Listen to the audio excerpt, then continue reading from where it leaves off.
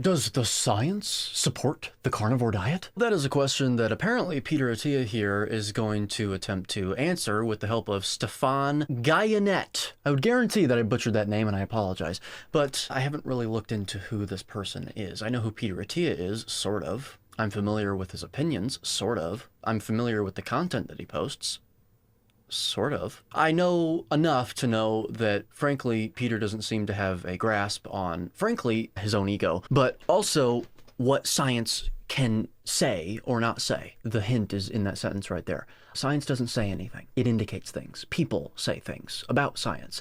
And that's the problem a lot of times, is people say a lot of things that mean nothing and are supported by absolutely nothing of integrity or veracity. So we're going to get into this video entitled, What Does Science Tell Us About the Carnivore Diet? And see what Peter has to say, or Stefan even. A lot of times I think I'm going to critique Peter, and in reality I critique his guests. Either way, a lot of times Peter is corroborating what his guests are saying and concurring with what they're saying, so it's already a problem. So, with that being said, let's waste no further time and get directly into this video. But first, subscribe to the Patreon if you haven't already to gain access to 1 week early uploads, ad-free content, uncensored content, and an exclusive Discord server, as well as buying my book, Contraindicated, if you have not already. By the time you're watching this, the second edition is probably already out, and if not, then you're probably a Patreon viewer and don't need to subscribe at all in the first place. But the links to both of those are in the description below. Now, with that being said, let's jump directly into this and now waste no further time. The carnivore diet with you a little bit, because I know you guys did a review on a book. It's not a diet I've spent any time really thinking about. So I've basically spoken to, I don't know, a dozen people who have gone on it, and without So I don't know if Peter is intending it for this to sound dismissive and callous. I'm quite cynical, so I'm leaning in the direction of yes, I do think so. I think he's annoyed with the crowd as a whole because he believes that they're unscientific and their opinions are unscientific and unfounded, which is ironic. But we'll maybe touch on that soon. But it does seem a little dismissive. If it's not dismissive, and he genuinely has not spent a lot of time thinking about it, that is a problem. And it's because there actually is a lot of science that supports this way of eating. In fact, it's the science that actually indicates things of integrity, of meaning. The reason I say that is because human nutrition science isn't really science at all. It's theology. Science requires control, and you can't control for human beings in laboratories. It's not possible unless you have two genotypically and phenotypically identical twins separated at birth, so they have no existing life experience at all. Things like this matter, actually. And so Peter is one of the many, he's one of the majority of physicians who aren't scientists at all, by the way, and that means that they're not trained in their practice to interpret science. They can do their own private studying, and that's fine. But it's just a point to add. When you see physician, don't immediately think, okay, understand how to interpret science. That's not necessarily the case. They're not trained in that. He's one of the majority of these people in the medical fraternity community that believes that the only science that there actually is human nutrition science. Comparative anatomy and biochemistry, it's not things that they actually think about. The metabolism, it's not things that they think are of any importance. They think that they're ancillary. They think that they're subsidiary to real science. And that's where they go wrong, okay? Because in reality, if they think that human nutrition science, inferential statistics, is the only science that there actually is, then they're spending all their time looking at a field of science that isn't science at all. And they're seeing, if they know how to interpret it properly, that there's no long-term science. There's no science to support any diet at all, actually, because that requires some strong inferences that inferential statistics is incapable of yielding. Let's continue. To, I don't know, a dozen people who have gone on it, and without exception. A dozen people is really nothing of significance. You're about to start referring to anecdotes, which, depending on the context, is fine, okay? But you're talking about NF12. So no matter what the anecdotes are, it's not substantial. All lose weight. Okay, so he said that they all lose weight without a doubt. Great. But that's not necessarily an indication of whether a diet is okay or not, or indicated or not. Let's not be so vapid with our word choices here. I'm recording a video, Eddie. Get into gear. Let's not use these vapid words here. Indicated. The reason for that is because weight is composed of many different things. It's composed of muscle, it's composed of fat, it's composed of water, okay? It's composed of bone density as well. You need to look at what the weight was made up of and the method by which the weight was lost, and whether it's congruous with how body composition was optimized in history, evolutionarily speaking. Which I think for some of them is their motivation for doing it. Yes, for some of them, but in reality, I think that by my estimation, and there's a reason I preface with that because it could very well be wrong by a lot, but by my estimation, most people approach the carnivore diet when they're desperate not to lose weight per se, but to ameliorate chronic health conditions that they're told are enigmatic to the point of incurable. really. The cure is not identified if there even is one in the first place. That's what they're told a lot of times, and that gets people to become desperate. They'll try anything, and they ought not to be shamed for that, okay? Okay. And it must simply be that they just get tired of eating, right? They don't. Oh my God. Wow. This is going to be a ride. We're 26 seconds into the video, and this man, and frankly, I think that this is him being deliberately obtuse. Okay. Again, I might be being cynical. Okay. That might be what's going on. And Peter, if he somehow comes across this video and he sees how I'm approaching this and my opinions as to why he's behaving the way he is and treating the diet with such ostensible disdain as he is, and he tells me it's wrong, I'll own up to it. But frankly, with his facial expressions, and as a physician, there's a problem here. He's either being deliberately obtuse or he's actually obtuse. Either way, you shouldn't be listening to him, okay? It's not because they get tired of eating. You want to talk about anecdotes? That's not one of the anecdotes that I hear. And if it is, the solution is very easy. You can have lots of variety on a carnivore diet. You don't just have to eat one type of steak cooked the same way every single day with no seasoning on it, okay? That is silly. Again, if you want to learn more about this, buy my book, Contraindicated. I covered this, all right? Peter has a book too. I'm curious to know how many of you have actually read Peter's books at all, or anyone else's for that matter. Dr. Gundry's, because that was the first one that I read that introduced me into this space. But anyway, that's kind of a fun way of thinking about it, right? Author versus author. Intense. But anyway, no, there's other reasons why they lose weight as well, okay? So first of all, you can't get enough food down. If you're talking about absolute levels of food, you can't get as much food down eating only protein and fat as you could if you combined it with carbohydrates.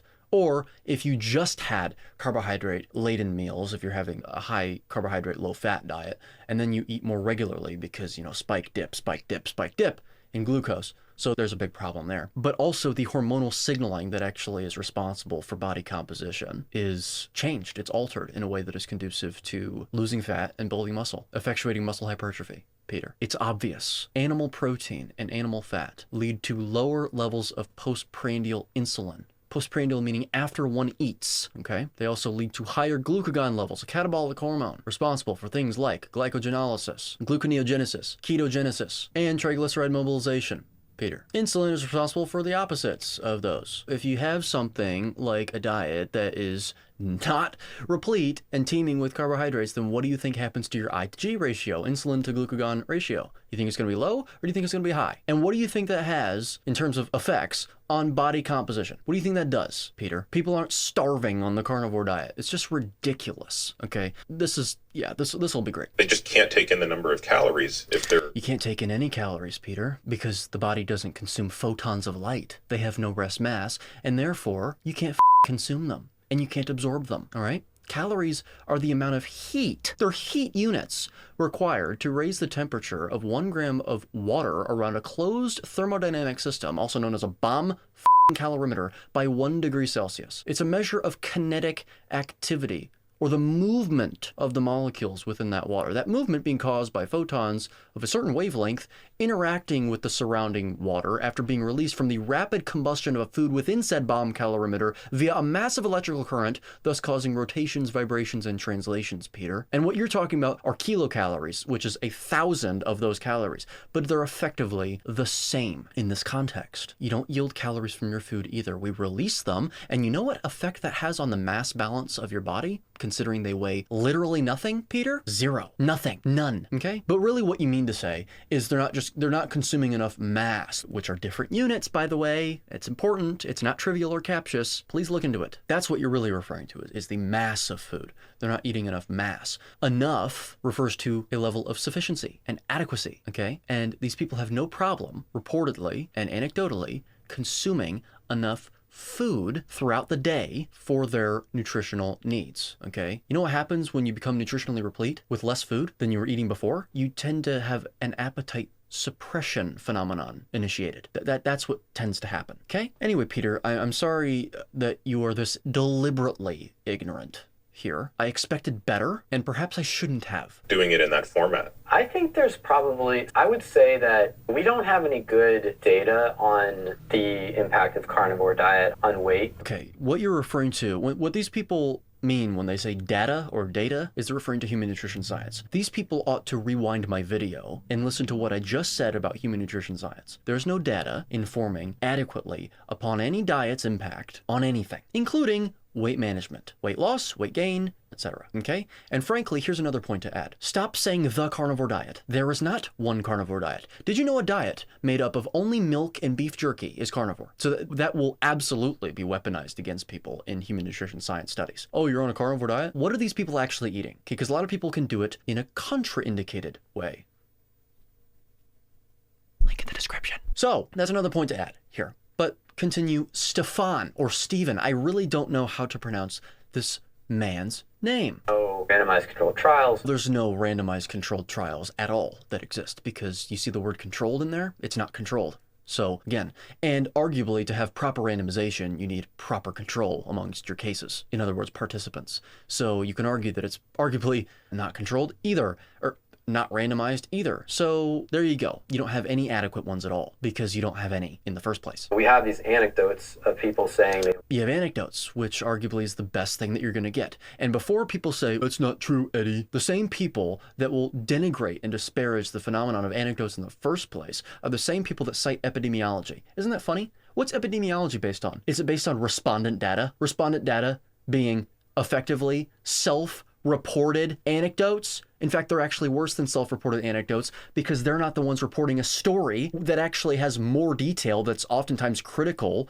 for understanding, for inferring potential effects of their activities or behaviors. It's just a bunch of numbers that aren't even specific, but in interval ranges. How many grams of pizza did you eat in the last few months? It's ridiculous. So they'll trust epidemiology because, oh, there's numbers on it, and it's a scatter plot with a statistical analysis with a regression line on it. So it looks scientific and fancy. But anecdotes, oh, those are just stories, bro. Give me a break. we have these anecdotes of people saying they lose a lot of weight. I certainly don't dispute that. Good. But I think if you came to me with this diet on paper and you asked me, would this cause weight? I would... Stop. What do you mean this diet, Stefan? We just covered that, didn't we? What do you mean this diet? There are many different variations of a carnivore diet, aren't there? Absolutely, because it has multiple properties that I would expect to make it a particularly effective weight loss diet. There you go. We already covered that in the beginning. There may very well be more details that I've missed. There's only so much going through my head at once, but we'll get to it if it becomes relevant. One, this is something we could talk about more if you want, but it has 0 carbohydrate. There you go. Not exactly 0, but 0 carbohydrate content of any significance, any to speak of at all. There is vestigial sort of remnant carbohydrate in the form of glycogen in muscle tissue of animals. It's so minimal though, especially given rigor mortis, that you ought not to even count it in the first place. It's also contained within fat and protein that slow the absorption and sometimes prevent the absorption in the first place of glucose. So I think that anywhere, if you're on the extreme of the fat to carbohydrate ratio, in either direction, that's more slimming than being in the middle. absolutely. Good job, Stefan. So far, again, I don't know who this person is. So far, I'm a fan, but I need more information, of course. Most fattening diets are rich in both carbohydrate and fat. It seems, yes. And there's biochemical reasons for that. The Randall cycle, for example. The cross-inhibition of fatty acids and glucose in cells, muscle cells, fat cells, liver cells even. Any cells that can perform glycolysis and can perform beta oxidation and do so readily, okay? It's conducive to causing an insulin resistance, at least acute insulin resistance scenario, especially at the level of the muscle. And what happens when you have a bunch of circulating glucose in the blood with high insulin? It's pretty conducive to, first of all, inducing lots of glycation damage, chemically speaking, because that's what glucose does. But it's also conducive to, when glucose is eventually able to get into a cell, stimulating the production of fatty acids for subsequent triglyceride synthesis, which are fats to necessarily be stored upon creation, okay? Not to mention that also all the fat that pools in cells is used for triglyceride synthesis in the first place, because if you've got a lot of glycerol available, guess what happens? They're just waiting to be synthesized into triglycerides as opposed to oxidized, because the mitochondria is forcing the fatty acids out of themselves and forcing them to pool in cells, which can be seen on a microscope, by the way. Randall cycle, and also inflammation. Because a mixed macronutrient diet contains a lot of plants, so you've got a lot of plant toxins in there, you've got anti-nutrients that can disrupt digestion, and absolutely do, in fact, disrupt digestion. And also the Randall cycle itself seems to induce inflammation. I'd love to be able to perform science on that myself eventually, because not enough has been done to prove that to be unequivocally the case, but I'm quite confident that it does exactly that. So, let's continue. So there's zero carbohydrate. You're on the extreme, or I shouldn't say zero, very little. Right, so you're outside on of the glycogen in the meat. That's yeah, there's a little glycogen. So you're on the very extreme end of the macronutrient distribution. It's high. Extreme is a relative term, and what we're talking about when we talk about relative is relative to the general population. So yes, you are correct, given the implicit context here that you haven't explicitly stated, hence why I used the word implicitly or implicit. However, one must not conflate the word extreme with contraindicated and or inappropriate. Sometimes there needs to be an extreme paradigm shift for the general welfare and beneficence of human beings. It's high in protein. That's also known to contribute to weight loss. No, it isn't. It's not known to on a human nutrition science basis, because nothing is that requires a causal inference. You're eliminating almost every type of food, so the variety of your diet goes very low. No, it doesn't. Not necessarily, and we covered that. You can have lots of seafood within a 10 to 20% composition of your diet in terms of remaining within the inferential indication of such diet. There's lots of different ruminant meats, and by the way, not all ruminant meat tastes the same. Lamb tastes a lot different than beef. In fact, I've had a taste for lamb for a long time. It's just quite expensive for my current budget. Okay, so you've got lots of ruminant meat. There's lots of added fat that you can add to your meat that has different tastes. You can cook meat differently to change the taste. These things are underestimated in terms of adding variety and entertainment to your diet. Okay, dairy is a thing, eggs are a thing, if you tolerate them well. However, I do have quite a contentious view of dairy in the carnivore space. I believe that no matter who you are, it should probably be mitigated quite a bit, excluding things like butter, because butter is effectively only fat. But you do what you would like. It's definitely not the worst thing that you can do for yourself, frankly. Just avoid the dairy that's rich in carbohydrates like milk and heavy cream. Prepare your meat in different ways. You can eat chicken, fish, or beef, or whatever. Oh yes, poultry and pork. Forgot to mention that as well. Just be careful with monogastric animals in terms of how they are sourced. Having them once in a while I think is okay, but we raise them very poorly nowadays. Even ethically speaking, I am someone that doesn't agree with the way that conventional meat producers raise animals. They sacrifice quality for quantity, and so the most efficient ways of slaughter are not exactly the most humane. The variety is greatly reduced. Reduced doesn't mean non-existent. I think part of it. And you're cutting out all of these highly processed, calorie-dense foods that... Not calorie-dense. They're dense with no calories at all. They contain zero, actually. All food and all objects contain 0 calories, Stefan. We covered that in the beginning, okay? My calorie intake is very consistent at 0 grams. And 0 calories, rather, per day. Are the foods that I think we could debate about the why, but I think everyone agrees that those are foods that drive excess intake and elevated body fatness. So I think all... Yes, they do contribute, but they're not the only ones. We need to talk about inflammation as well. Okay, inflammation can cause people to store onto water weight that is purportedly in excess. Of course, in reality, it's not in excess. It's exactly the amount that the body should retain, given the circumstances. But it's due to external factors that are not conducive to living a life that can be characterized as thriving. It's just, even on paper, it's a diet that I would very much expect to cause weight loss more to a greater degree than your average diet. Okay, so pretty adequate response, I think, from Stefan. Let's call him that, Stefan. We're on the topic. Tell me a little bit about your review of this, because I know you've put some time into this. And for folks that are wondering, I don't really plan to do a podcast on the carnivore diet. Of course not, because I think that you are extremely callously dismissing the diet with such almost insouciance in a way. You're just showing a casual lack of care for the diet because you disagree with it. And you may think that if you actually contended with it with any seriousness, your ideology may be threatened. The ideology that you've built a career upon, Peter. But anyway. It doesn't seem to make a lot of sense to me, although I don't dispute that there are people who I think have had very successful outcomes on it with respect to dealing with some of their physical ailments. Yes. because it is the most anti-inflammatory diet. The actual indicated carnivore diet is the most anti-inflammatory diet that one can go on. If your diet is inducing inflammation, it's not a proper diet. Plant toxins, oxalic acid, not only are they digestive enzyme inhibitors, frankly, or really digestion inhibitors, not enzyme inhibitors per se, but they bind onto minerals in your stomach and actually weaponize them. You can think of it as, instead of you actually utilizing those minerals like calcium and zinc for your physiology and proper function, instead they weaponize it against you by forming raphides. Okay, they crystallize and they form raphides, which are smaller than your cell membranes, and obliterate them upon impact. You've got lectins that utilize molecular mimicry to mimic surrounding domestic cells, launching an immune response on not only the lectins but also the domestic cells that they're mimicking. Okay, you want to talk about autoimmune issues. Autoimmune being where the immune system attacks itself. Why would it do that? Maybe it's because of something external. Things that are external being the things that are actually the root causes of disease, especially chronic ones. Okay? So maybe it has a role in overcoming some acute illness. It absolutely does, because when you remove things that you have no requirement for and that are inducing inflammation, chemically speaking, that's a benefit. An unequivocal benefit, Peter. The fact that you're just not even considering it. Because here's the thing, guys. The carnivore diet, or a carnivore diet, the carnivore approach to eating,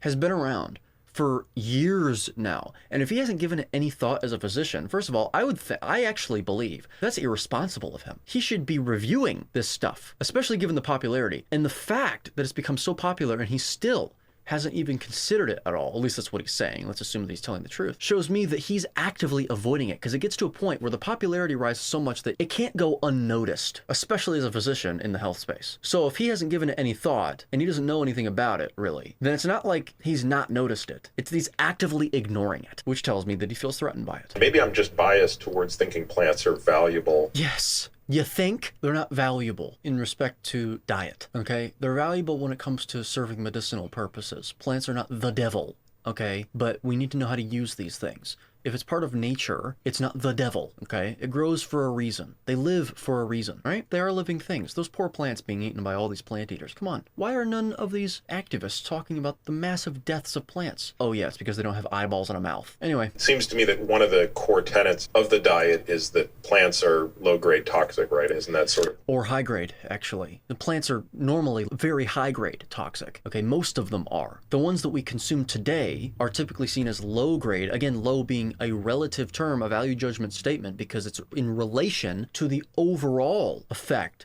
that other plants have all across the board in the entire plant kingdom, okay? Depends on what your frame of reference is. Yes, it's low grade in relation to the ones that will kill you upon consumption. These ones don't kill you upon consumption. However, they seem to lead to such a phenomenon like chronic illness, especially, that precedes death very quickly, even if they don't kill you upon consumption. Would you consider that low grade? They're pretty toxic, Peter. Okay, just because we've hybridized plants and bred them over thousands of years to be less toxic upon consumption does not mean they are not toxic at all, and does not mean that they ought to be eaten. Okay, Peter? There are very few animals in the world that eat straight carbohydrate, Peter.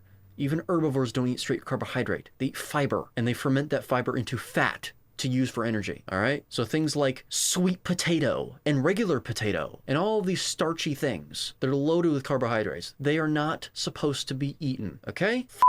The thesis? Yeah, the thesis is basically everything is toxic except grass-fed animal foods. So no. So you're giving this sort of snarky little laughter that isn't based in any reason at all, any adequate rational reason. Okay, it's not that everything is toxic. Okay, it's that all plants are toxic because they're living things that are rooted to the ground and cannot move or run away or bite, okay, and defend themselves other than biochemical toxins like lectins, like oxalic acid, like phytic acid, like glucosinolates, like glycoalkaloids, like tannins, like polyphenols, actually. I can actually go on and on about it, all right? Like cyanide, Stephen Stefan, all right? There's a reason they produce these things, and inferentially speaking, it's because they're trying to protect themselves from damage.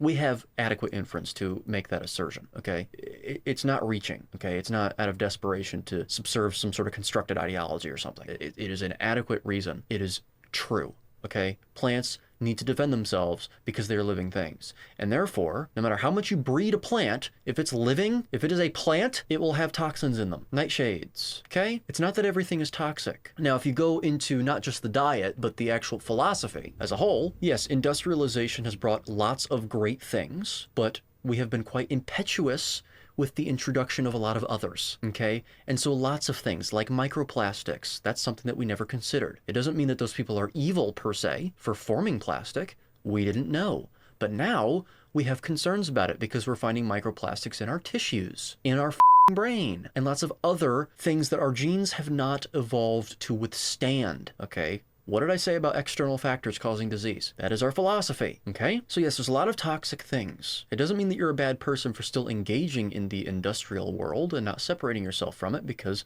we are quite dependent on it, so it costs quite a bit of money to stay away from everything. Guess what? I'm wearing polyester shorts right now. Okay, but it does mean that we do have a responsibility to the best of our abilities, separate ourselves from that aspect of our world, okay? We need to live an indicated lifestyle that is congruous with what our genes have evolved to withstand. I wrote an entire book on this, in fact. It's called Contraindicated for a reason, okay? So, with that being said, that was a vast, gross oversimplification in order to implicitly denigrate the diet and cast aspersions at not only the diet, but the entire philosophy as a whole, which I think is inane and asinine on its face. I also think that it is very ignorant and very juvenile. So like even tap water is considered not optimal? Yes, to anyone with any sense, it's not considered optimal, okay? You should try my water, drink it for a week, then go back to tap water and see how gross it tastes. And it's not magically different tasting because it's tap water. Okay? It has a bunch of toxins in it. Where do you think industrial waste goes? Okay? It's not like all of it goes into your tap water, of course, or else everyone would be dying from drinking tap water all across the board, okay? But some of it does get in there. Look into atrazine, okay? And even if you don't think that it's gonna make people or sorry, YouTube. It doesn't mean that it's something that you should be consuming, okay? We don't know the long-term health impacts of these things. That's what epidemiology is for. It's in the name. Epidemic. You study trends in disease, okay? And you still have to be careful with the inferences you draw because it's only an association on a very broad scale. But we also know that there's no requirement for atrazine and that our genes haven't evolved to withstand the consumption of it in the amounts that we consume it in today. Okay, so we ought to stay away from that as well, frankly. This guy, seriously? You're gonna flippantly cast aspersions at people that believe you ought not to drink tap water? Seriously? Okay. Whatever. But yeah, the book spends no, okay, not everything is toxic, and we understand that, okay? time like going through the litany of all the potentially harmful compounds in plant foods. And actually, we know what they do on a chemical basis. What are the requirements for oxalic acid, lectins, phytic acid, glycoalkaloids, glucosinolates, etc.? Isothiocyanates, cyanide in the human diet. Even if those amounts do not kill us immediately upon consumption, do you really think that they're not having an accruing effect? Do you really think that you ought to be consuming them even if they aren't potentially harmful? Look into ricin, buddy, the deadliest lectin known to man, okay? Look at how it kills people. Look at the mechanisms there. Look into sarin, a nerve gas, and what they use to create it. Could it be glycoalkaloids that interfere and bind with acetylcholinesterase, which is an enzyme that breaks down acetylcholine, a neurotransmitter? If you have a buildup of that, your muscles tighten up and they can't relax, and then you die from respiratory arrest. So that's why sarin is so deadly, by the way. Suicide inhibition. And any chemistry students out there, biochemistry students, will know what that's about. But anyway, or irreversible inhibition. What I sympathize with some of this. I think there is a bias toward thinking if it's in a plant, it's healthy. And I don't think... Yeah, exactly. There is a bias because we've been told that plants are healthy for... In fact, actually, you might think it's been taught that way for a lot longer than it actually has been. The idea that plants are actually healthy has only been a philosophy that is a major philosophy for a little over a century, actually. It's interesting to think about it that way, but yes. It's true. I think the book is right. That's not necessarily true. And I think there are some plant compounds that, at least for some people, are not so good. And they're correct. And also, no matter who you are, they're not required. I have a friend, personally, who has such bad gluten intolerance that he would actually have bread and throw up within minutes of having that bread. And he was told, you're probably going to get stomach cancer if you keep going this route, and you're probably going to have a very immediate development of that cancer. like within your 20s, if you keep going down this road. There's other people that consume gluten and they just get a little bit of gastric upset. In both of those people, is gluten required? No. Characterized examples of this. You eat a lot of spinach, you can get kidney stones from all the oxalate. Or if you eat just a little bit of spinach every single day for multiple days in a row, you won't necessarily get kidney stones, because that depends on individual genotypical activities, let's say, metabolic activities. But yes, 80% roughly, I believe, of kidney stones are composed of calcium oxalate stones. That's what they are, okay? You think that we should be consuming oxalic acid? Any of these acids that, according to their pK value and according to the pH of the stomach fluid, will bind to crucial minerals? Okay, and by the way, before people jump in the comments and say hormesis though, hormesis involves reaping an advantage, a benefit after the stressor that is involved, the actual hormetic stressor. With exercise, there's a hormetic element to it, as long as you're doing the right kind, the indicated kind. But you wouldn't call smoking hormetic because your body becomes more adapted at the damage that is incurred from smoking. So adapting to something is not the only criterion of whether something is hormetic or not. You have to actually reap an advantage, which also means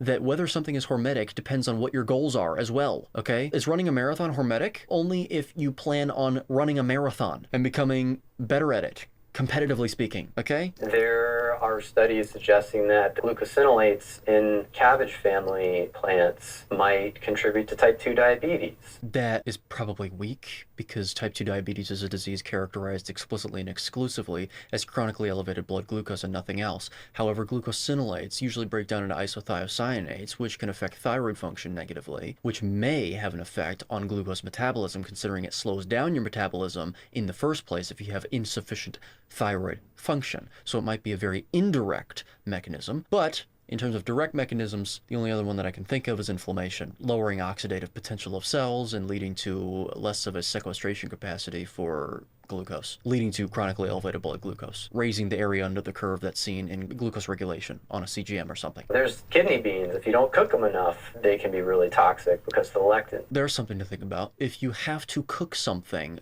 to or else you will have diarrhea or something, should you be eating it? If you have to prepare a food for a day in advance, like soaking beans overnight, to, by the way, lest we forget, eliminate the toxic elements of the plant, some of them, really. You're not eliminating the fiber, which, in my opinion, is also toxic in its own idiosyncratic ways. Then should you be eating it? And before people say, Eddie, you need to cook meat before you eat it as well, or else you may get sick. Let me tell you something. The whole fear about eating raw meat leading to illness is completely ridiculous. It's not based in science. Before people get their undergarments in a bunch with me saying that, I'm going to put on the screen the incidence rates over the course of a while of all the available data aggregated of all of the deaths that are linked to uncooked animal products and uncooked plants, as well as the illnesses that those deaths were from, as well as the groups that became ill from those things, uncooked meat and uncooked plants, that those deaths correspond to. And you tell me what the difference is between the incidence rates, because it's basically 50-50, actually, which means that the incidence rate of people coming down with sickness from plants is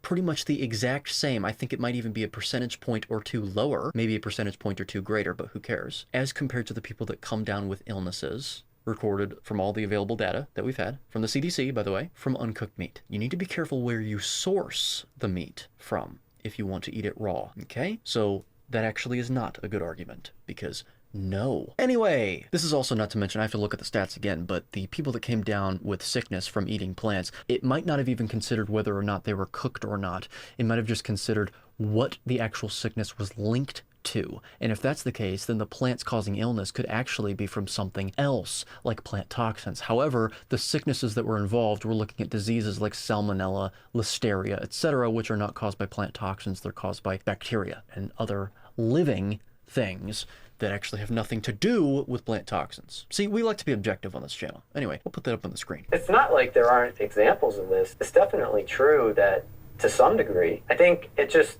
gets taken far beyond where the evidence is. And again, though, Stephen Stefan, the problem is when you say evidence, you're referring to human nutrition science, which cannot inform upon these things causally. You need to look at the hard sciences. You see how trying to be more sophisticated and thinking that human nutrition science is sophisticated actually makes you stupider? It actually makes you dumber. Just take a step back for a second and think of it. You would not eat plants in the wild because they would kill you, arguably. If you see a bush of berries and you encounter one in the wild, serendipitously, which that word here has maybe an inappropriate place because of what I'm about to say, if you are so lucky as to come across a bush of berries, would you feel safe eating that? No? Why? Oh, because plants are toxic. Oh, now look at the plants that we eat today. They've been hybridized precisely to be less toxic and also to enhance the taste and all that. But originally, no, because how would we have known that we could hybridize them to be what they were today back then? No, the original purpose of hybridizing them was not to make them as big as they are now, because once again, we didn't know that they could even be that big in the first place. We didn't have that image in our minds. It was to inoculate them, to make them benign for human consumption, at least more benign, so that we could take advantage of them, okay? You look at those two facts, and then you also see that in current plants today, there are still toxins in those plants. What makes you think that you should be consuming them? Not to mention, there's no requirement for anything in plants, okay? Are phytochemicals a buzzword, a buzz term to adorn the term and the perception of ignorant people, which all of us were one of at one point? Are they required for human health? No, okay? Is fiber required for human health and survival? No, it's not. There's nothing in plants that you require that you cannot derive in meat. Arguably, with many of them in more bioavailable forms, and also with many of them in a more adequate amount. Some of them have far lower absolute levels, sure, like vitamin C. But guess what? What is the requirement for vitamin C, for example, if we're going to use that as an example, in the human diet? From every inference we have, it seems to be a dietary requirement of vitamin C in the billionths of grams, nanograms, to prevent scurvy. And before people say, there might be a benefit to having more though, Eddie, and you don't know that. First of all, you can't inform upon that. Okay, it's very difficult to do that, if not impossible. And also, who says that you need antioxidants from your food? We've been deriving them from the earth for millions of years, and I'm doing so right now with this mouse pad in front of me. Anyway, let's continue. The way to think about how healthy a food is not to say, does it contain toxins? It's to say, what's the cost benefit? And now Me, wow. See, once again, they don't even realize that they are trying to justify, their unconscious mind is trying to justify their ideological position on diet. They don't even realize that. We don't realize it. We have a bias, and our unconscious mind wages war with our conscious mind and manipulates our conscious mind like a puppet, and they don't even realize it. It's so obvious to the people that are objective and have actually broken out of that matrix, if you want to call it that. It's so obvious to us, but it's not obvious to them, even if you call them out on it. That's a ridiculous argument. Not to mention that it's also ridiculous because of the fact that you cannot inform upon a benefit on a reductionist element of something. You cannot establish whether something has a benefit or not according to broad inferences in human nutrition science that aren't controlled for and that have poor statistical power due to poor sample size and also have poor signal to noise ratio for the same reason for each variable. X, Y, Y1, Y2, Y3, it doesn't matter. I just got done covering a study like this from Cell Journal or whatever. This is, wow. On this food, and most importantly, what are the empirical outcomes that we can see? I just covered that, didn't I? Empirical means referring to numbers. It refers to numbers, Stephen Stefan. Those numbers coming from human nutrition science, which isn't science because science requires control, doesn't it, Stephen Stefan? When its impacts on health are directly studied. Impact is a cause and effect statement, and there are no studies that can inform upon the impact of any food as it relates to any heart health outcome or disease process, as that relates to any aspect of human nutrition over any given period of time throughout the entire time human nutrition science has existed. There never has been, and there never will be, okay? We covered it. I'm running this into the ground. I'm beating a dead horse, as they say. This is something that I've focused on in my evaluation of some of the ideas that are put forth in the public sphere, is that a lot of people who are coming out with, let's say, unusual ideas in this sphere, they take a mechanism and they run with it. No, Stephen. Some of them do that, yes, but that's not what we do in this space. No, it isn't. In fact, I critique people that do that. Oh, there's this cellular biological mechanism, there's this biochemical mechanism, there's this pathway that indicates that meat's going to give you cancer. Huh? No, that's not how it works, because you've taken that system and you've assumed that no matter what your input is, it's going to go through that exact trajectory. It's going to be a predictable trajectory. It's going to go through that pathway, when the pathway itself exists within a systemic nexus of, frankly, arguably billions of other pathways in the body, some of which have not even been identified before. There are times for broad inferences that can give you a better picture of things, and then there's times for more specific inferences. You can get too broad, you can get too specific. That is an example of being too specific, okay? Biochemistry is a hard science that can give you hard inferences. However, that's only with regard to overall, overarching metabolic pathways, like glycolysis, like the Randle cycle, like beta oxidation, like gluconeogenesis, like glycogenolysis, okay? These other pathways, like, I don't know, the pathway that some AGEs go through, advanced glycation end products, or some of these other fatty acids can go through this other pathway that produces an AGE. That doesn't give you an inference that is of any meaning, okay? We look at more broad ones when it's indicated, and we look at more specific ones when they're indicated, okay? But that's not what we're doing. We're not running with a mechanism. Stephen. That's not what we are doing. We're looking at a fact of reality. Plants are toxic. Just because a plant doesn't kill you immediately upon consumption does not mean that they are not toxic. In fact, depending on what your perspective is, it could be even more of a problem if it doesn't immediately cause an issue, because then it's inconspicuously causing you accruing damage perniciously and insidiously until eventually you land in a hospital bed, okay? Depending on what your perspective is, that's actually worse. So to avoid both of those situations, don't consume plants unless it's absolutely necessary. What could those circumstances be? I don't know. Going into the woods and not having any animal to eat and cook and kill, and seeing an apple next to you after 5 days of no luck. Okay, yeah, then obviously eat the apple or else you're gonna starve. Eating carbohydrates is better than dying, okay? X toxin is really bad, like lectins, for example. Yes, what is the requirement for lectins in the human diet, Stefan? And also, what do they do? Do they, I don't know, employ molecular mimicry? Engage in it, at least? Yes, they do. So even though you would probably say, well, that's an example of what I'm talking about, there's a mechanism there and you're just running with it. Stephen, we're not talking about a chemical pathway. We're talking about, that's like saying that glycation itself is a mechanism and people just run with it. It's not that we're running with it, it's an actual phenomenon that needs to be avoided at all costs. It's not required, neither is molecular mimicry and autoimmunity, so get rid of it. This is just, it's a shallow argument, it doesn't make any sense, okay? We obviously see your point, because we steelman these arguments on this channel. Steelmanning is the responsible thing to do, but anyway. The lectins can do XYZ, lectins are in plants, therefore we shouldn't eat these types of plants. Yes, look into ricin, Stefan. And that's really like a bottom-up approach, like extrapolating empirical effects on health from mechanism. No, you don't extrapolate empirical effects, because effect is the conjugate of cause, and you can't inform upon causal relationships in the area of human nutrition science. That being a science that is not science, but is theology that is based on inferential statistics, which makes no claims about causality. So no, not effects. But what your point is that you're extrapolating a micro element to a broad conclusion. And yes, we are. We already covered why we're doing that. Stefan, okay? It doesn't mean that people that consume foods that have lectins in them will, when measured, exhibit higher than the normative level of the population inflammatory markers. Not necessarily, but it doesn't mean that you ought to be consuming them, okay? Look into some chemical anthropology and some observational paleoanthropology as well, and realize how much plant content we have been consuming over the course of 4.5 million years of our existence, if you include proto-humans that preceded our current speciation, that being Homo sapiens sapien. And then use that to tell me how long our genes have evolved to withstand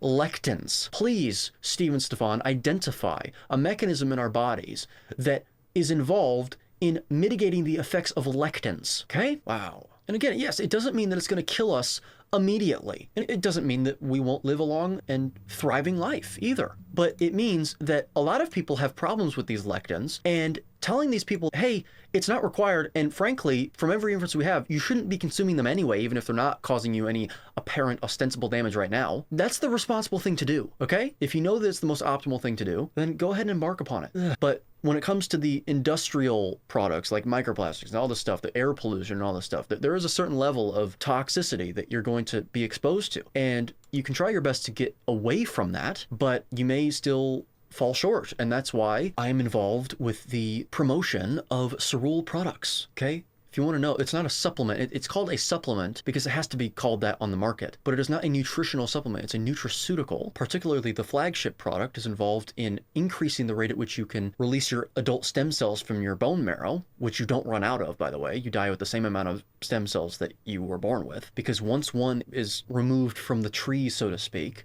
another one takes its place. And they differentiate into any cell in the body, and they particularly go for the most damaged cells in the body. There's many uses for that product. I don't think there's any reason for anyone not to take it. Relating empirical effects on health from mechanism, when really, I think in a complex field like nutrition, it's better to start with the empirical. It's complex depending on what you're looking at. It's really not complex when you look at all of our other inferences, all the other hard sciences. You're in a ring-fenced area of basically bread and circuses. And it's bread and circuses because you can't inform upon anything with utility in that space, okay? Evidence like, oh, we have this study that suggests that there's actually an effect on health. You can't establish effects on health, Stephen Stefan. You cannot do that with inferential statistics. Causality is an ideal like God is an ideal. You should strive to attain causality as much as possible by controlling as much as possible in your study, but you will never attain it, okay? We can understand the mechanism. What are some of the biochemical changes that occur in people on a carnivore diet? You have an increase in the enzymes responsible for gluconeogenesis, the production of glucose from non-glucose precursors that occurs primarily in the liver, but also the kidneys and even the brain and the small intestine to some extent. You have an increase in the enzymes responsible for fatty acid oxidation. You have a decrease in the enzymes responsible for glycolysis to some extent. Of course, you don't have a complete reduction in that, though, because your muscles wouldn't fire otherwise. And yeah, there's enzymatic changes. Those are called phenotypical epigenetic changes. So it makes you more efficient at oxidizing fatty acids. It makes you less efficient at oxidizing glucose. Really, we should be saying pyruvate, because you don't oxidize glucose. It makes you more efficient at producing glucose. It makes you more efficient at arguably glycogenolysis, which is the breakdown of glycogen in muscles to power a muscle twitch. We can explain why performance is honestly anecdotally enhanced with many carnivores, including myself, especially when I'm fasted. The longer I'm fasted, the better my performance is, actually. Yeah, that's really a big deal. You get an increase in basal metabolic rate a lot of times because of an uncoupling of mitochondria within fat cells, making them more brown as opposed to white. That can happen. Also because of an increase in muscle mass that often is correlated with an embarkation on a carnivore diet, because people, first of all, have a easier time building muscle, particularly actual muscle tissue, as opposed to the fat and water that's contained within muscle, because a lot of people will say, I'm losing muscle mass. Yes, but are you actually building muscle? Because if you're cutting carbs, you'll lose water weight and you'll lose intramuscular fat as well. So your muscles might get smaller, but it doesn't mean that the actual muscle fibers will get smaller. In fact, a lot of times they get bigger, which also helps to increase basal metabolic rate. Not to mention that people, including myself, actually have an increase in muscle mass without working out. A lot of times it can take time, but I gained 10 pounds of weight in really what I saw was muscle by eating lots of protein, which can also help increase metabolic rate as well.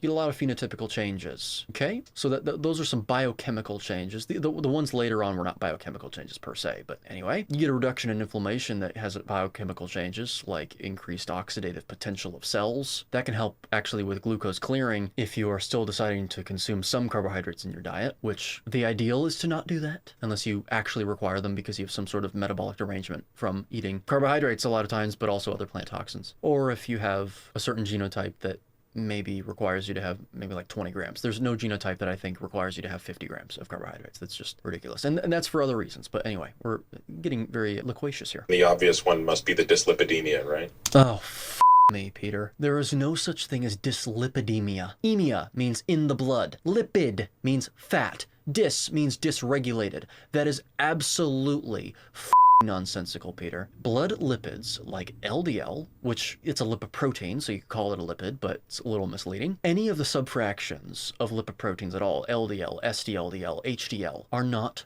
causal in heart disease, Peter. They do not cause heart disease. Cholesterol itself does not cause heart disease. Peter, triglycerides are associated with lots of heart health outcomes that are negative, like diabetes, sure, and also heart disease. But there are reasons for that, okay? You're not going to have high triglycerides if you're eating lots of fat and protein and you're cutting down very low on carbs, unless you are overweight and you've just recently done it, wherein you can have a high level of triglycerides because you're breaking down a lot of stored fat and your body can only use so much of it for ATP production before it's recycled, turned into triglycerides again, and put back into your fat cells until the process continues and you keep losing more and more fat, and then you have a regulation of those triglyceride levels. Okay? So that also means that high triglycerides are not necessarily indicative of a problem. Triglycerides themselves are not in and of themselves harmful either. So that's something to think about. Yes. So No, false. We'll get into this. You want to get into heart disease? You want to get into the etiology of heart disease? In the second edition of my book, that may or may not be out by the time that you're watching this, I go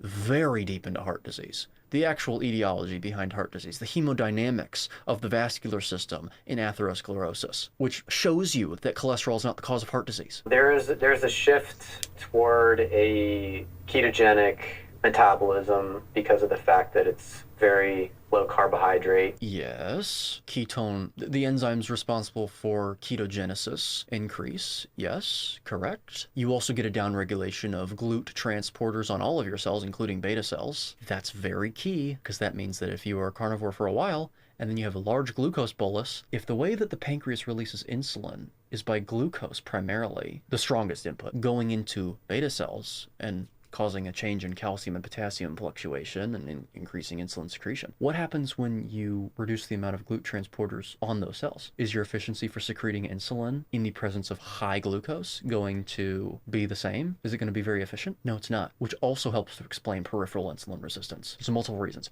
Randall cycle, downregulation of GLUT4 transporters on muscle cells, downregulation of GLUT2 transporters on the pancreatic beta cells. Many different reasons, okay? Doesn't mean to be consuming carbohydrates. It means to stop consuming them and maybe think twice about consuming them again. That would be an obvious shift that occurs. Good. I don't know if I'd use the term dyslipidemia, but one of Steven Stefan here. Better than Peter, it seems. one of the potential downsides I focused on in the review. So let's hone in on the fact that he said potential, which basically means potentially not as well. That is downplayed by many carnivore diet advocates, including Paul Saladino, is He is not a carnivore diet advocate. When was this recorded? Okay, 2 months ago. Paul Saladino is not a carnivore diet advocate, but I think that actually might have been what he was trying to do, is differentiate between carnivore dieters and Paul Saladino. Because yes, I guarantee he's going to get into cholesterol. Paul Saladino does downplay it, but in reality, downplay implies that there's something to hide, something to ignore, and there's not, okay? We're not ignoring these things. We're recognizing them as not problems, and we'll get into that. I'm spitting all over myself right now. It's always great when that happens. the change in LDL cholesterol. Which is not cholesterol. It is a lipoprotein carrier for cholesterol, so not cholesterol. There is one molecule called cholesterol, and it's cholesterol, isn't it? Which is an alcohol, and a high molecular weight one at that, and a steroid molecule. Okay, very important in cellular integrity,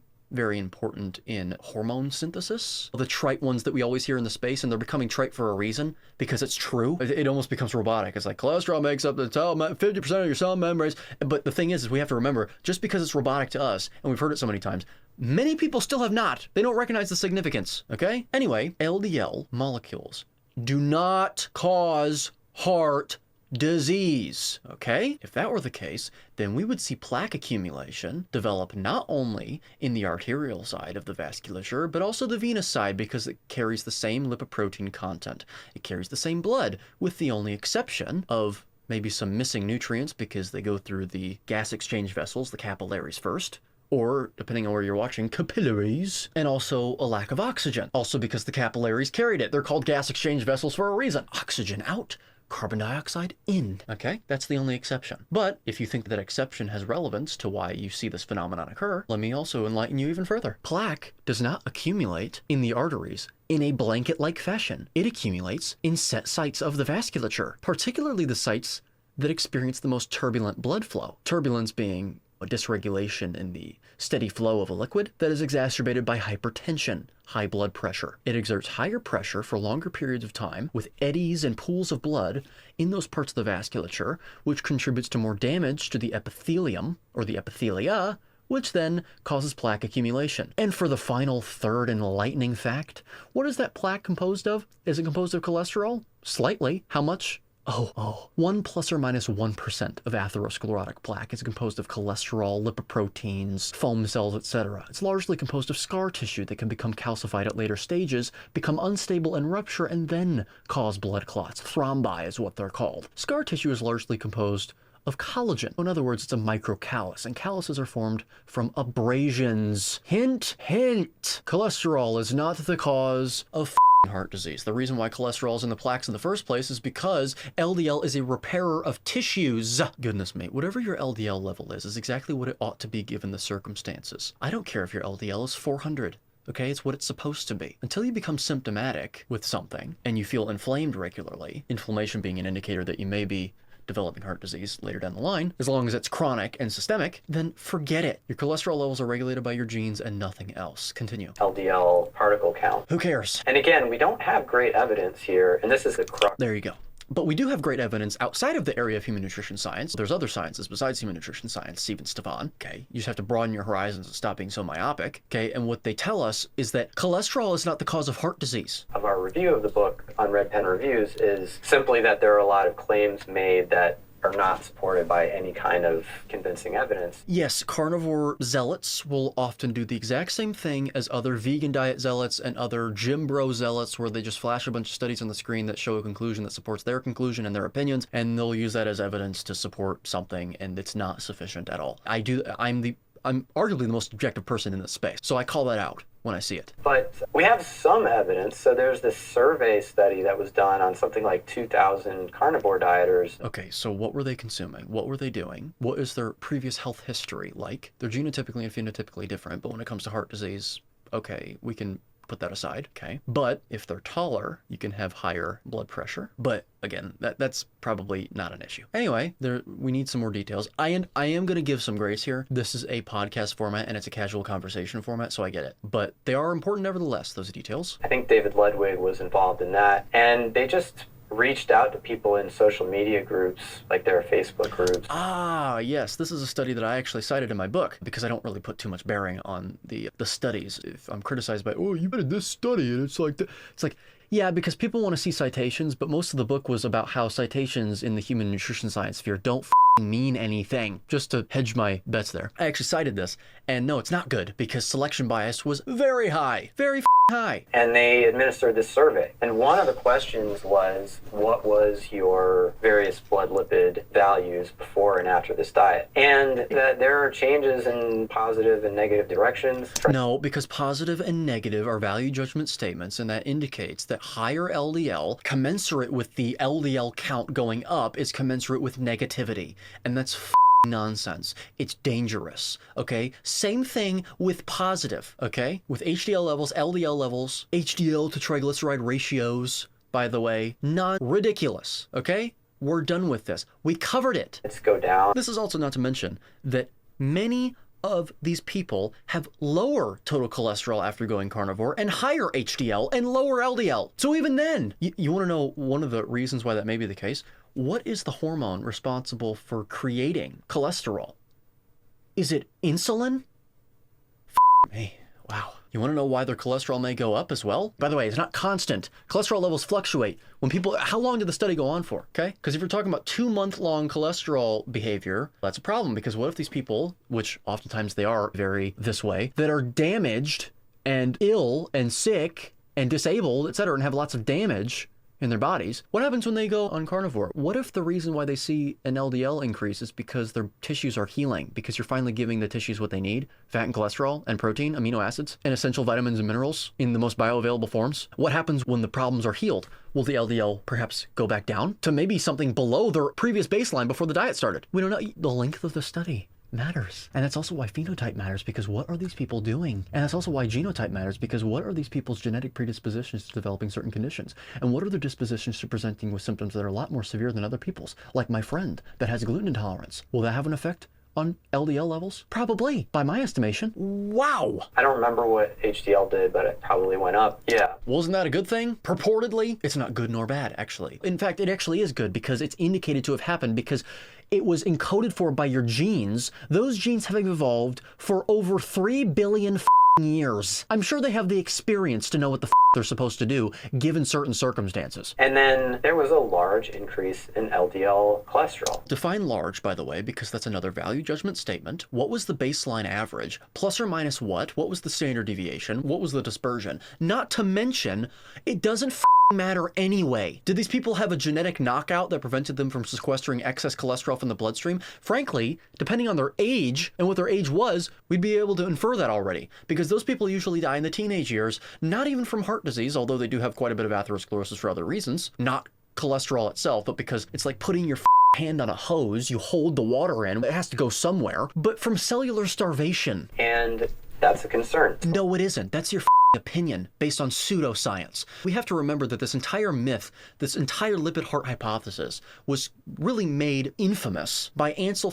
Keys on fraudulent data. We already know that it was fraudulent. It wasn't exactly fraudulent in the fact that it was fabricated data, but it was cherry-picked. He hid some of his data points and published some of them, not to mention that the sugar industry in 2015, it was proven that scientists were paid off by the sugar industry to fabricate data and fudge numbers to make it look like cholesterol and saturated fat were causing heart disease, when all the research suggested that sugar was causing the issue. We already know that it was built on lies. So it doesn't necessarily mean that the hypothesis is not true by logical standards, but damn, I would say the likelihood of something being based in lies to begin with is probably false, because if it weren't, why would you need to lie about it? Lest we forget that fact, I also write about that in chapter 4, actually chapter 3, of Contraindicated. Go ahead and buy that. You won't regret it. You know the people that need to buy it the most is Peter Attia and Stephen Stefan. I'm concerned, and I think you would agree, and Paul Well, who cares? himself. I'm not trying to pick on him, I don't want to make it personal, but Well,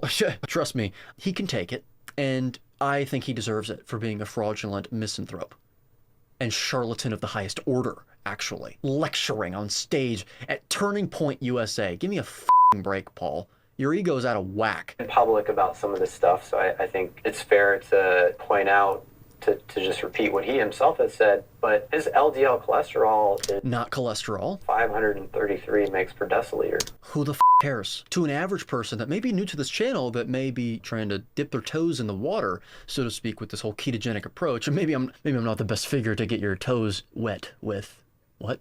Anyway, that might be appalling to you. That might be shocking to you. Very provocative. But I assure you, it's not an issue. And his LDL particle count is also absolutely through the roof. Through the roof is another value judgment metaphorical statement. High relative to what, by the way? They've also lowered the thresholds by which high LDL is considered high LDL over the decades as well. That's also something to consider when you talk about the rates of high LDL and stuff, diagnosed high LDL, because the thresholds change. And not everyone responds like that. If you look at There's another reason why this is a bunch of nonsense fear-mongering. Stephen Stefan! the survey data, I think there was a mean increase of 30 mg per deciliter, and So that's actually not even that much, is it? But it was also a selective population. Selectively chosen, rather. Anyway, so what? Even if it were 200, I don't care. If anything, that's a good thing. LDL 30 or 40, something like that. I think it depends on the individual. I think some people, like Sean Baker's lipids, are fine. Fine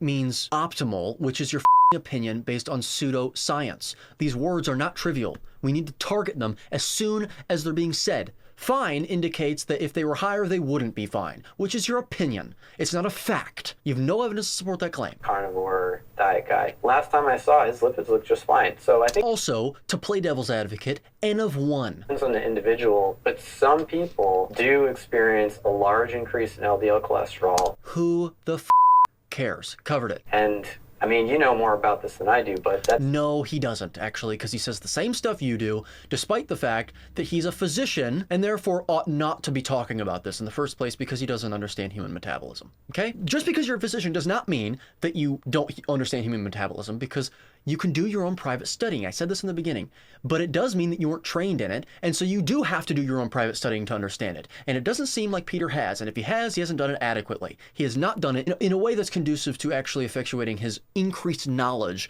of the topic, an increased voraciousness level. Raises red flags for me in terms of... I'm glad that you just suffixed that with "for me," because it's a subjective opinion based on absolutely nonsensical science. It's exemplifying a failure to understand rudimentary first principles of science. Cardiovascular risk over the long run. Risk is a cause and effect statement. You cannot inform upon risk. There are no studies that can inform upon the risk of any heart health outcome or disease process as it relates to any aspect of human nutrition over any given period of time. Already covered that. Deja vu. The thing I've never understood is... Anything? This is probably true of not just carnivore, but ketogenic or anything that does produce that hyperbeta lipoproteinemia. Okay, so now he's just throwing around words that sound smart, frankly. It almost seems to be worn by some as a badge of honor, as opposed to saying... Yes, because it is very refreshing to be able to... I think it's a way of doing a practice run of not being afraid of LDL. You finally break free of the shackles of propaganda.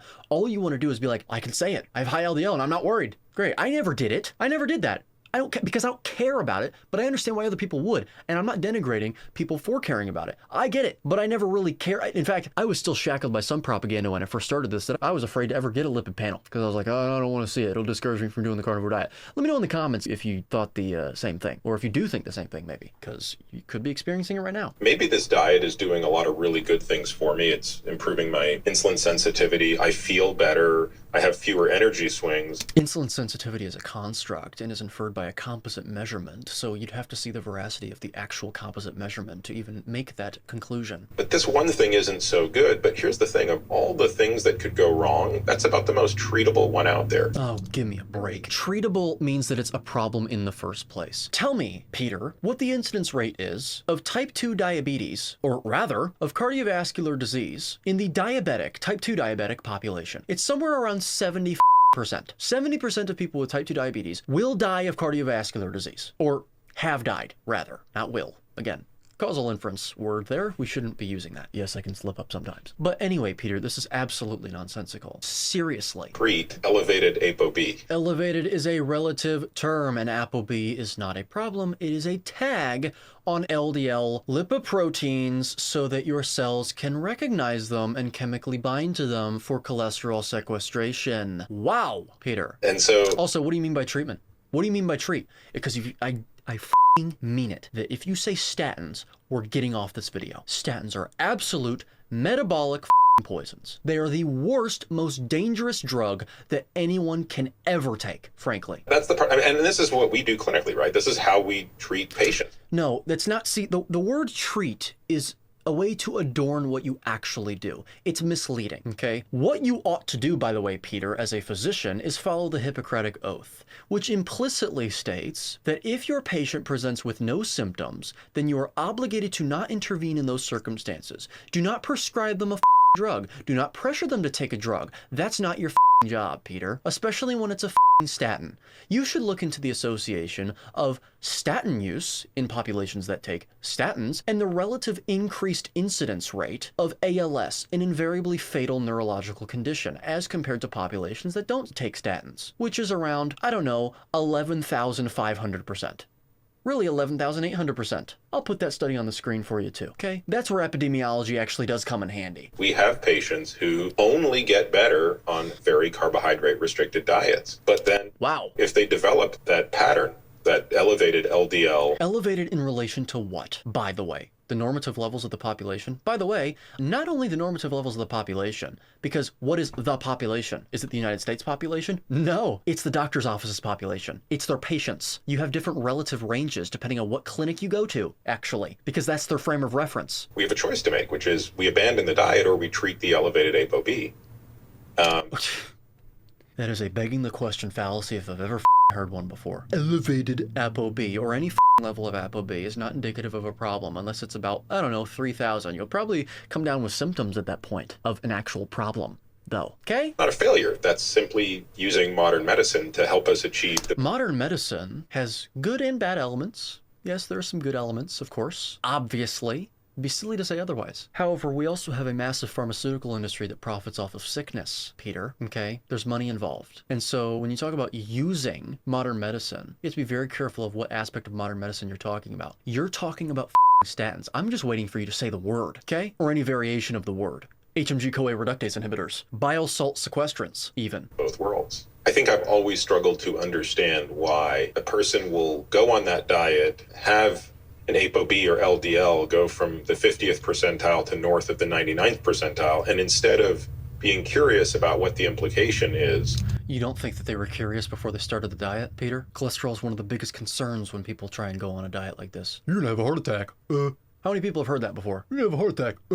Yeah, so it is one of the major concerns. Because it's the first thing people think. Fat clogs your arteries, Sort of dig their heels in and say, clearly this is a good thing, and LDL does not cause heart disease. Because it doesn't cause heart disease, Peter. I just covered it. It's not some pseudo-sophistication in order to justify my position on diet. It checks out, Peter. The cause of heart disease are external factors that are not required for human life, that induce inflammation, that damage the body, Peter. It's epithelial damage to the vasculature. The only time you actually see atherosclerosis develop in veins is in a surgical bypass situation where a vein is introduced into a high-pressure area of the vascular system. What do you think that tells you, Peter? I absolutely agree. Oh, God, that's a problem, Stefan. You ought not talk about this publicly ever again. Dietary ideology. It's an ideology that has... It is an ideology that has its basis rooted in fundamental first principles of science, the rudimentary levels of scientific rigor, Stefan.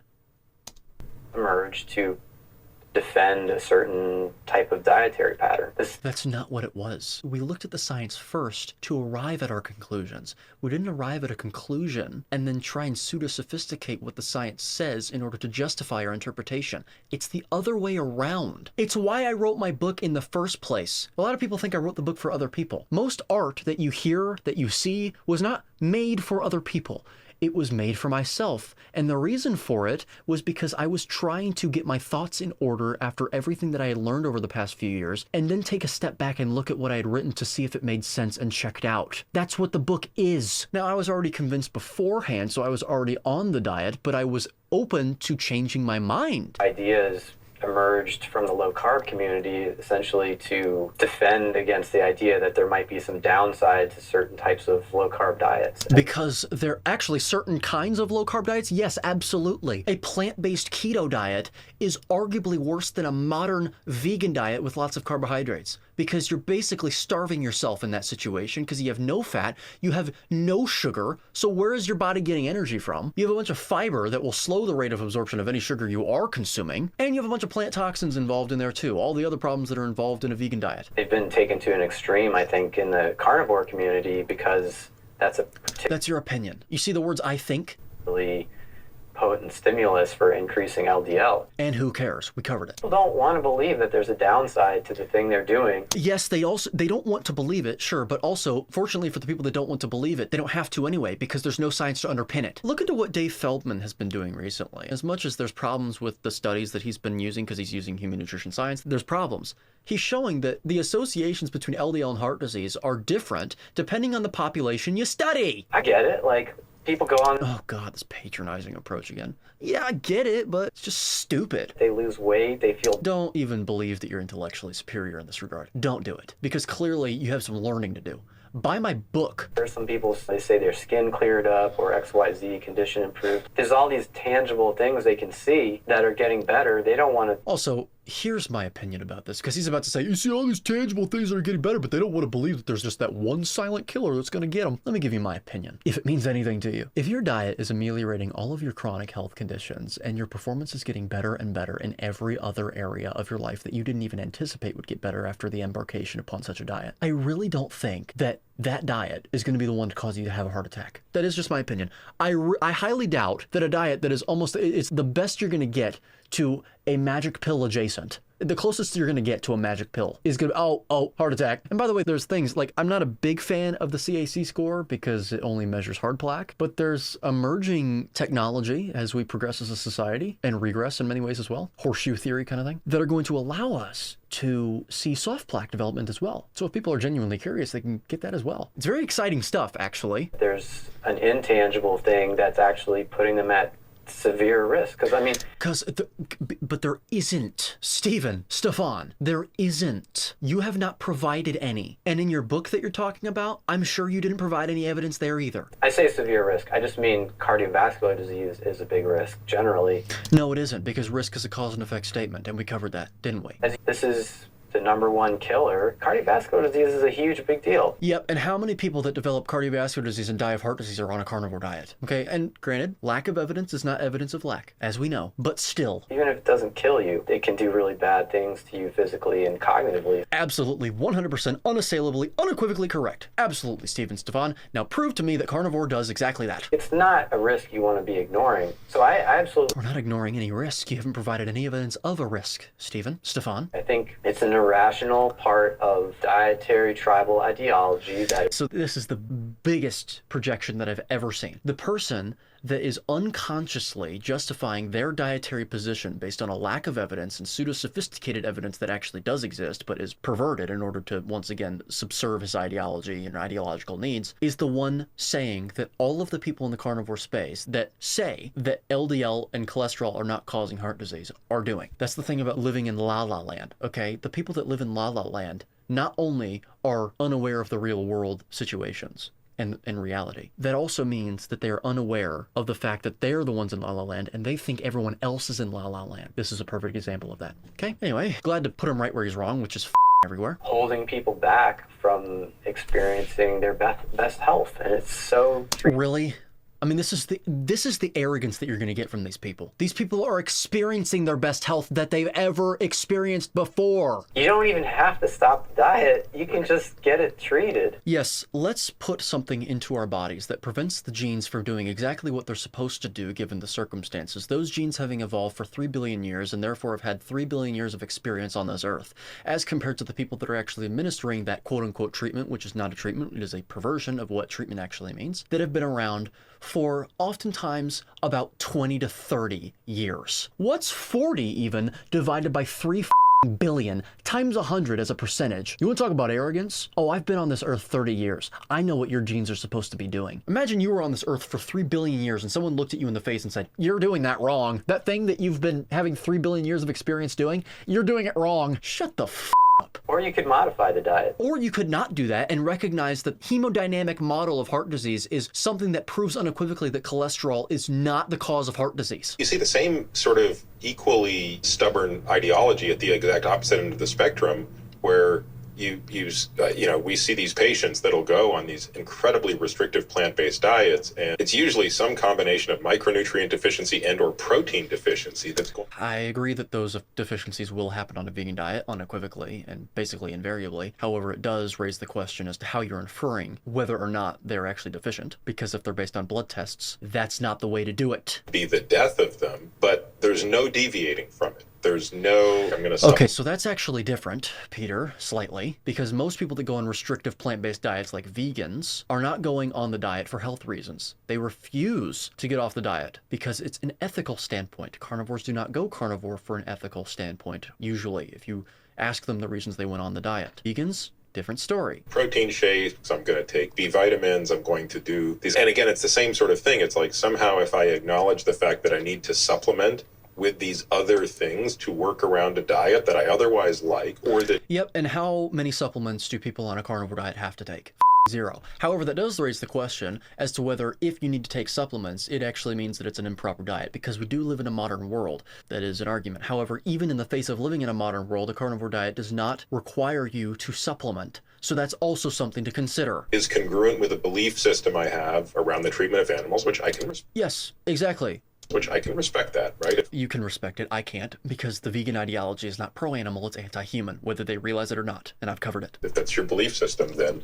On this channel, not in this video. Let's be true to it, but... Doesn't that sound anti-human in the first place? I would rather kill a human being, myself, than have a cow die. Now, in the face of the fact that on a mathematical basis, it seems quite logical that a vegan diet contributes to more animal death as a whole in the first place than a meat-based, animal-based diet does, paradoxically speaking. So even though my diet is mathematically, logically speaking, not exactly empirically speaking, because there's no statistical evidence of this, because that takes a lot of data aggregation, is killing more animals. Even in the face of that, I'm still going to let a human being, which is invaluable, so animal lives are valuable, human lives are invaluable, go to and potentially die. You're treating yourself like okay? I find it's unethical. Somewhat self-destructive. Yes, it's self-destructive, exactly. So it's anti-human, not pro-animal. Thanks for implicitly, whether you realize it or not, admitting that. Absolutely. I think it's very analogous to what we see in certain corners of the vegan I'm glad that you think that, but it's not, okay? diet community. They want it to be best for everything. It's got to be best. Every single animal on the face of this planet has a species-appropriate, species-specific diet that is indicated for every member of its species, and human beings are not exempt from that pattern. And for ethics and for health. And it's just very hard to swallow that there might be some downsides. And it's not hard to swallow. There aren't going to be metabolic dietary downsides to the diet that we have been consuming as a species for hundreds of thousands, really millions of years. Okay? Carnivore diet too. Stop saying the carnivore diet. There are many. They try to justify the environmental aspects of it too. Yes, because who are the ones that attack carnivores the most and meat eaters the most? Vegans. And guess what? All of their arguments are not based in actual empirical evidence. There's either a lack of evidence to support either side's point, or there's evidence to support the other opposing side's point. The carnivores. In the carnivore code, he talks a lot about regenerative agriculture. Yes. I genuinely think that you'd be an idiot to say otherwise, that regenerative farming is worse for the environment than monocrop agriculture that depletes organic matter from the soil in the first place. It exposes deeper layers of the soil to oxidation during the tilling process. Which is a concept that I think is interesting, and I think I support it, but so you support it anyway. It's a certain, I would say, spin on it that makes it seem particularly favorable, and also... No, it is a rebuttal to all the people that have concerns about the environment that say that you are actually being destructive to the world that they live on instead of having a net benefit. It was a rebuttal. It wasn't something we constructed in order to make our diet seem more favorable and enticing and beguiling to other people. Stefan. There's an underlying assumption that the average carnivore is going to eat nothing but regenerative agriculture beef. That's the ideal, but I just said in the beginning that it isn't necessarily something that is feasible. We're trying to get to a point in our society, in this community, where that is more readily available and more feasible when it comes to the purchasing process of such meat. I, technically, according to my income in the last tax year, am living under the federal poverty line. And so I don't buy regenerative farming meat or farmed meat. I don't. Stefan. It's an ideal. It doesn't mean every single person is going to do it. It doesn't mean every single person is able to do it. But yes, we should be prioritizing that for the benefit of the animals on an ethical basis, as well as the planet that we live on. Which I think is not the case. Okay, so anyway, that was it. That was a bunch of nonsense. Hopefully I'm actually able to get to a point where I can react to my videos that I'm reacting to in full, because I have a more efficient editing schedule now, fortunately. Anyway, don't fear cholesterol on the carnivore diet, not your consumption of it, not the levels that you exhibit. Don't fear that you need plants in your diet and that they'll provide some sort of benefit. There's no evidence to support that claim. To steelman the argument, there's at least no evidence to actually support that claim anywhere. If you believe it, go ahead and do what you want. I'm not someone that feels threatened if someone is not carnivore. It's not something that I am. Unlike vegans, by the way, because they believe that you're a horrible person if you eat meat. Anyway, with that being said, subscribe to the channel if you enjoyed the video. Leave a like in the comments if you did as well. And also, if you haven't subscribed to the Patreon, like I said in the beginning, go ahead and do that as well. There's no reason not to do it. It's as low as $2 a month. Guys, come on, seriously. As high as $8 a month, I think you can afford that. And also, more importantly, actually, buy my book, Contraindicated, if you have not already. If you want a better understanding of the carnivore diet, why we arrive at such conclusions, at least how I arrived at them, an actual objective viewpoint, steelmanning the opposing arguments, because that's called being objective, and also the link on the bottom of the screen. What is that link? Well, that is a link that will bring you to an amazing site with amazing products from an amazing brand known as Cerule. If you purchase product through that link, that will grant you a permanent discount and permanent free shipping discount when signing up for monthly deliveries, but of course I would not recommend buying these products if you have no understanding of what they are. So before you do that, I would refer to the link in the top right corner of the screen, the Cerule Products link, which is a complete video elucidation and explanation of what those products are, who should take them, why you should take them, when to take them, etc. And I'll also migrate to the description below to find a video between myself and Professor Bart K on these products in further detail, as well as the company of Cerule itself, which I believe is incredibly important if you are thinking about providing them with a contribution through my link. With that being said, join me next time when we react to more arrogant, frankly, pseudoscientific fear-mongering on the internet. So, till then.